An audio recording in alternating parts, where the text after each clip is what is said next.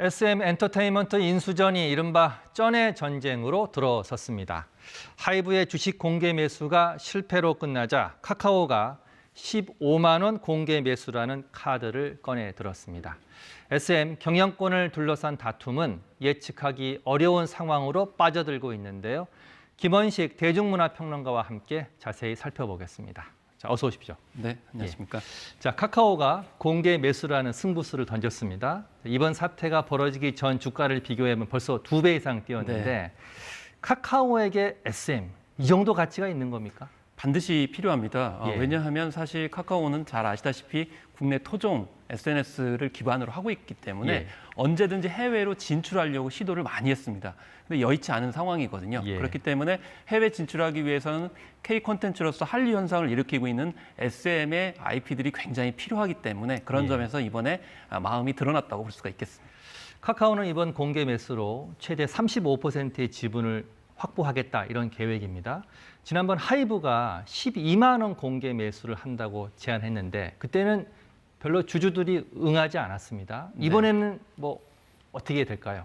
네, 사실 하이브가 12만 원을 제시했을 때도 이미 예측을 많이 하고 있었습니다. 예. 왜냐하면 카카오가 더 많은 금액을 제시할 것이다라는 예측이 가능했었거든요. 예. 그렇기 때문에 이번에 15만 원 제시도 사실은 그렇게 높다고 평가할 수 없는 상황이죠. 그런가요? 왜냐하면 예. 하이브하고 카카오가 경쟁을 벌이는 상황이기 때문에 좀 더 높을 것이다라는 예측들이 많이 있는 상황입니다.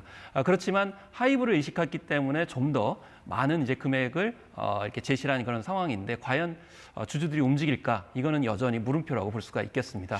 그러면 진짜 궁금해지는데 이제 공은 하이브로 넘어갔습니다. 지금 하이브가 대책 회의를 하고 있는데 지금 15만 원보다 더 높은 금액으로 공개 매수할 가능성이 있습니까? 할 가능성이 충분히 있다고 생각을 합니다. 예. 지금 여러 가지 끌어모아가지고 지금 알려진 바로는 19%까지 올린 상황이거든요. 예. 그런데 19% 가지고는 일대 주주를 안정적으로 유지하기가 힘든 측면이 있죠. 예. 그렇기 때문에 최근 이제 나오고 있는 보도에 따르면은 여러 가지 투자처를 통해 가지고 1조 2천억 원 정도를 끌어모아서 지금 카카오의 그런 대응에 맞대응을 하겠다 이런 입장을 밝히고 있는 것이거든요.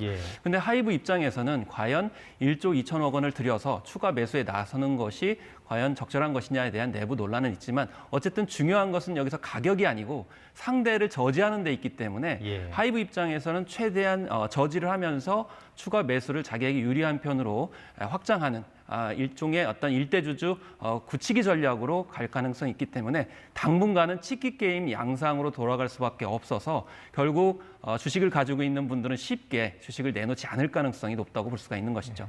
하이브가 어떻게 대응할지 굉장히 궁금해지는데 지금 변수가 하나 더 있습니다. 네. 하이브가 카카오의 시세 조정 의혹 이걸 제기를 했어요. 네. 금융당국이 지금 들여다보고 있는데 이게 어떤 얘기입니까? 그렇습니다. 지난달 이제 16일의 이야기이죠. 갑자기 경기도의 한 증권사 지점에서 이제 매집이 일어났는데 집단적으로 매집이 일어났다. 그래서 결국에는 2.9% 정도가 갑자기 누군가 산 거 아니냐. 결국엔 그 샀다는 것은 뭐냐면은 우리가 이제 공개 매수를 할 때 12만 원을 묶었는데 12만 원을 넘어가게 돼 버리면 공개 매수가 이제 영향을 받게 되지 않습니까? 이걸 일종의 주가 조종이라고 볼 수가 있는 것이죠. 만약에 이게 저촉이 됐다는 것이 사실이 밝혀지게 되면은 누구도 이제 주가 추가 매입에 관련돼 있어 정당성을 갖기 힘들기 때문에 과연 이것을 어떻게 금융감독원이 판단을 하느냐가 또 변수로 작용할 가능성이 높습니다. 앞으로 카카오 하이브 쩐의 전쟁 지켜봐야겠지만 최대 이제 변수는 오늘 31일 날 열리는 SM 엔터테인먼트의 주주총회입니다. 거기서 표심이 나올 텐데 표심을 얻을 변수 뭐 어떤 게 있을 수 있겠습니까? 사실 이제 표심을 잡기 위해서 그동안 이 두 회사가 어떤 방식을 보여줬냐면 하나는 상호 비방이었습니다. 상대가 문제가 있다라고 하면서 자신들 어떤 명분을 쌓기가 있었고요. 두 번째는 주식 가격을 제시하는 방식이었는데 지금 이제 많이 하고 있는 그런 치열한 난타전 상황이고요. 세 번째는 비전의 제시입니다. 과연 카카오가 SM을 인수해서 어떤 편익을 혹은 성공을 할 수 있을 것이냐에 대한 비전, 그리고 하이브도 마찬가지로 SM을 인수했을 경우에 과연 SM 스타일을 과연 보장해 줄 수 있느냐부터 해가지고 여러 가지 팬들이 또 우려하는 부분도 사실상 있는 것이 사실이기 때문에 그런 점들에 관련돼서 비전을 좀 많이 제시를 했어야 되는데 그 부분이 좀 덜한 측면이 있습니다.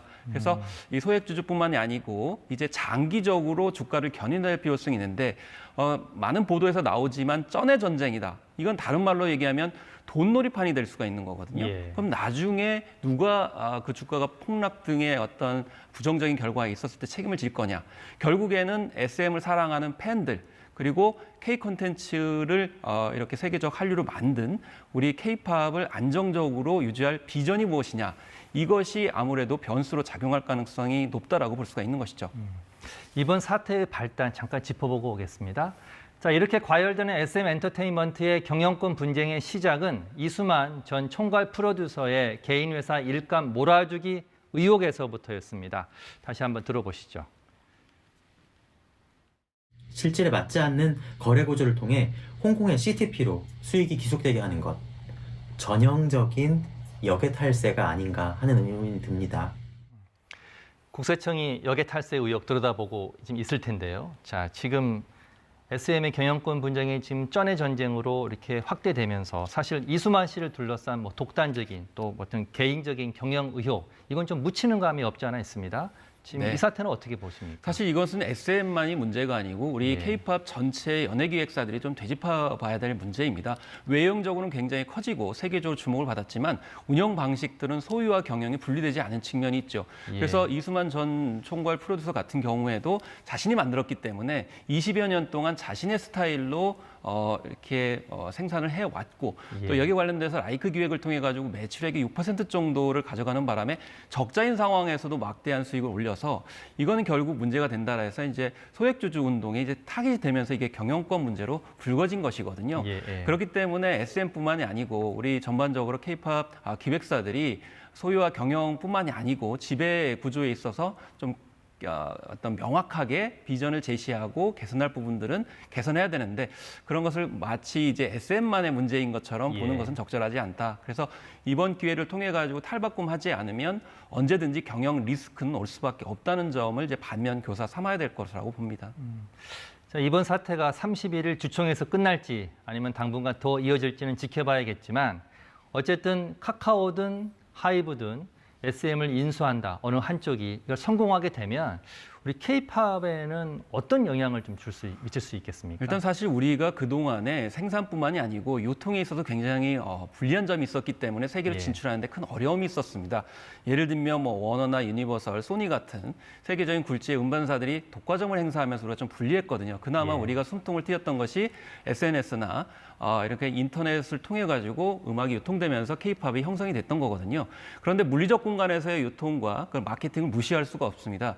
그래서 어쨌든 SM과 하이브든 SM과 카카오든 규모를 키우게 되면 우리 K-팝 브랜드의 가치는 높아질 가능성이 충분히 있는데 예. 다만 우려스러운 것은 K-팝의 어떤 다양성 문제가 훼손될 수 있고 예. 또 K-팝 팬들의 어떤 성원들을 적절하게 기울여야 되는데 지금 현재 봤을 때는 카카오나 하이브 같은 경우는 경영적으로 사실 증명된 게 별로 없거든요. 없죠. 예. 또 하이브 같은 경우 갑자기 글로벌 기업으로 커지게 되면서 리스크를 좀 안고 있는 상황이고 또 카카오 같은 경우는 음악 전문 기업은 아니고 플랫폼 기업이거든요. 그렇죠. 예. 그렇기 때문에 과연 인수를 했을 때 과연 성공할 수 있을 것이냐 여기에 초점을 맞춰가지고 설득력을 얻는 것이 지금 무엇보다도 중요한데 이 상황은 쩐의 전쟁으로 가고 있어서 좀 아쉽다라고 볼 수가 있겠습니다. 예, 알겠습니다. 오늘 말씀 여기까지 듣겠습니다. 김원식 대중문화평론가였습니다. 고맙습니다. 네, 감사합니다.